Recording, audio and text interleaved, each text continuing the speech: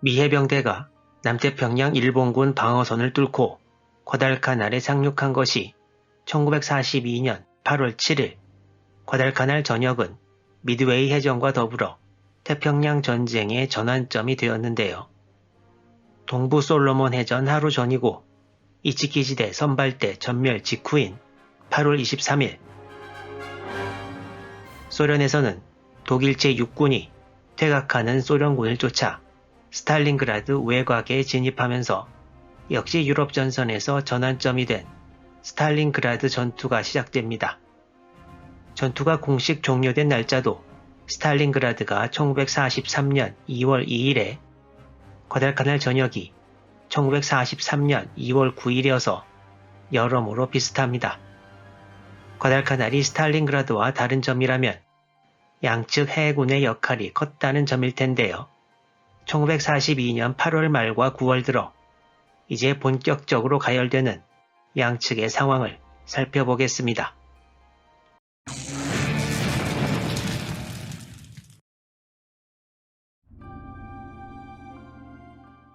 미 해병대가 과달카날에 상륙한 1942년 8월 7일부터 8월 말까지 과달카날 상공과 근해에서는 지상전 이외에 계속 작은 규모의 공중전이 벌어지고 있었습니다.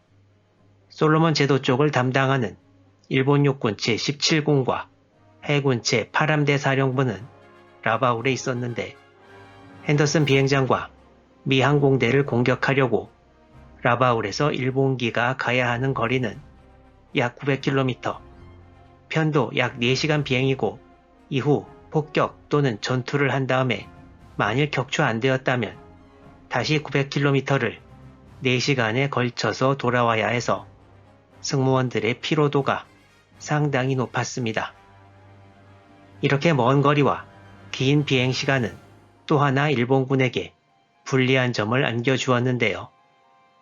위험하기 짝이 없는 야간 착륙을 피하려면 항상 정해진 특정 시간대에 공격대가 이륙해야 했고, 이는 일본 항공대가 과달카날에 항상 오전 11시 30분부터 오후 2시 30분 사이에 온다는 것을 의미했습니다. 따라서 과달카날의 미군은 어느 정도는 일본군의 공격 시간대를 예측할 수 있었고, 미군은 이를 토조 타임이라고 칭하기도 했습니다. 그렇지만 미군이 과달카날로 날아오는 일본 항공대를 예측할 수 있는 방법은 또 있었습니다. 당시 솔로몬 제도에는 원주민들의 도움을 받는 연합군 해안감시대원들이 있었는데요. 당시 전부 민간인 신분이었던 해안감시대원들은 먼저 부겐빌 섬의 윌리엄 리드와 폴 메이슨, 그리고 뉴 조지아 섬에는 도널드 케네디가 감시 네트워크를 구성했습니다. 리드와 메이슨은 호주인이었고 케네디는 뉴질랜드인이었습니다. 라바울에서 일본군 항공대가 뜨면 먼저 부겐빌 해안감시대에서 연락을 보냈고, 일본 항공대가 뉴 조지아 섬에서 목격되면 45분 경보가 과달카날로 보내져서 캡터스 항공대는 늦지 않게 이륙해서 요격 준비를 할 수 있었습니다. 또한 과달카날 섬의 미군은 초창기 레이더 중 하나인 SCR-270을 가지고 있었는데요. 해안감시대원들보다 5분에서 10분 짧은 35분에서 40분 경보밖에 줄 수가 없었고, 이는 와일드캣 전투기들이 조금만 늦어도 고도를 확보할 수 없다는 것을 의미했습니다. 일본은 이런 해안감시대원들의 존재를 일찌감치 알아채고 찾아내려고 했으나, 부겐빌 등의 원주민들이 일본의 원주민들에 대한 가혹행위 등으로 적대감을 품고 해안감시대원들에 적극 협조했기 때문에 색출하기가 어려웠다고 합니다. 미 해군의 윌리엄 홀지 제독은 과달카날 전역에서의 해안감시대원들의 역할에 대해 해안감시대원들이 과달카날을 살렸고 과달카날이 전체 남태평양을 구했다고 말하기도 했습니다. 폭격기를 따라온 제로기들과의 계속되는 소모전 등으로 8월 26일경에는 캡터스 항공대의 와일드캣 전투기가 5기밖에 안 남는 상황도 벌어졌지만 새 전투기들이 배치될 때까지 캡터스 항공대가 버틸 수 있었던 것은 이러한 몇몇 유리한 요소들이 미군 측에 있었기 때문이었습니다. 일본 항공대는 밤에 이착륙하는 것이 위험했지만 해군 수송대는 정반대였습니다. 구축함으로 도착한 카와구치 지대는 해가 떨어진 이후 밤에 상륙했는데요. 낮에 오면 핸더슨 비행장에서 이륙한 미군 항공기들의 타겟이 쉽게 되기 때문이었습니다. 핸더슨 비행장에서 약 320km 거리까지는 미군 항공대가 전투 가능한 거리여서 낮에 일본 함정이 이 거리 안에 들어온다면 큰 위험을 감수해야 했습니다. 일본이 장악하고 있는 부겐빌섬 남단 부인과 쇼틀랜드에서부터 과달카날까지는 아래쪽과 위쪽에 섬이 들어서 있고 가운데 뉴 조지아 해협이 있는데요. 이곳을 더슬로 실하칭했고 바로 일본 구축함들이 과달카날로 다니던 루트였습니다. 일본군이 구축함을 수송수단으로 선택한 이유는 일단 속도가 빨랐기 때문인데요. 일본 구축함은 해가 떨어진 이후 출발해 더슬롯을 지나 과달카날에 도착해서 병력을 내리고 해가 뜨기 전에 다시 돌아올 수 있어서 미군 항공대의 공격을 피할 수 있었습니다.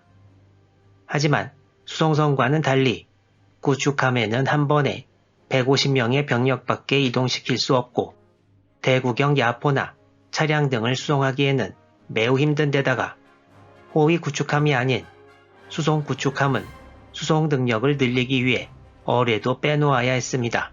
이런 단점에도 느린 수송선에 비해 안전하기 때문에 일본군에 의해 계속 이용되었습니다. 미군도 곧 일본군의 구축함을 이용한 수송 방식을 알아차리게 되는데요. 미군은 일본군의 구축함 수송을 캡터스 익스프레스라고 이름 지었다가 캡터스가 과달카날 섬의 암호명이어서 노출시키면 안 된다는 판단하에 도쿄 익스프레스로 대신 명명하게 됩니다. 일본 측에서는 이 구축함 수송대를 부르는 이름이 따로 있었는데요. 바로 일본어로 네즈미 유소, 즉 쥐수송이고 영어로는 Red Transportation입니다. 쥐수송이란 말은 일본 스스로 만든 약간 자조적인 표현입니다. 일본군이 과달카날 근해 제공권을 잃어서 일본 구축함들이 낮에는 활동 못하고 밤에만 다닐 수밖에 없는 것을 쥐가 어두운 곳만 다니는 걸로 비유했던 것입니다. 구축함은 비록 빨랐지만 아까 살펴봤듯이 적재 효율은 극히 떨어져서 일본이 가지고 있던 이러한 9,000톤급 수송선은 화물 약 9,000톤을 적재할 수 있었던 반면에 2,000톤급 구축함이 실을 수 있는 물자는 약 15에서 20톤에 불과했습니다. 하지만 일본이 이렇게 수송에 고난을 겪고 있는 사이 미국의 상황도 스스로 만족스러운 것은 아니었습니다. 과달카날 근해의 제해권은 12시간마다 바뀌었습니다. 낮에는 미군이 장악해서 캡터스 항공대의 도움을 받은 함정들이 물자를 하역하는 데 바빴고 밤에는 일본군 구축함들이 들어와서 자기 병사들과 물자를 상륙시키기 바빴습니다. 기록에 의하면 미군 함정들은 해가 떨어지자마자 겁먹은 아이들처럼 피신했다고 하는데요. 미 해군은 야간에 과달카날 앞바다를 자유롭게 다니는 일본군 구축함들을 격파하려는 시도를 거의 하지 않았습니다. 그 이유는 아마도 8월 초 일본 함대의 야간 기습에 연합군 함대들이 크게 패한 사보섬 해전의 악몽이 계속 괴롭혀서일 수도 있는데요. 밤낮이 바뀌면서 제해권이 바뀌는 이런 상황은 앞으로도 계속 이어집니다. 그리고 이때 뜻하지 않은 사건이 하나 터집니다. 1942년 8월 31일 아침 과달카날 남쪽 해상에서 임무 수행 중이던 미 항모 세로토가가 일본 잠수함의 어뢰를 한 발 우현 중앙부에 맞습니다. 범인은 일본 2호 제26 잠수함이었습니다.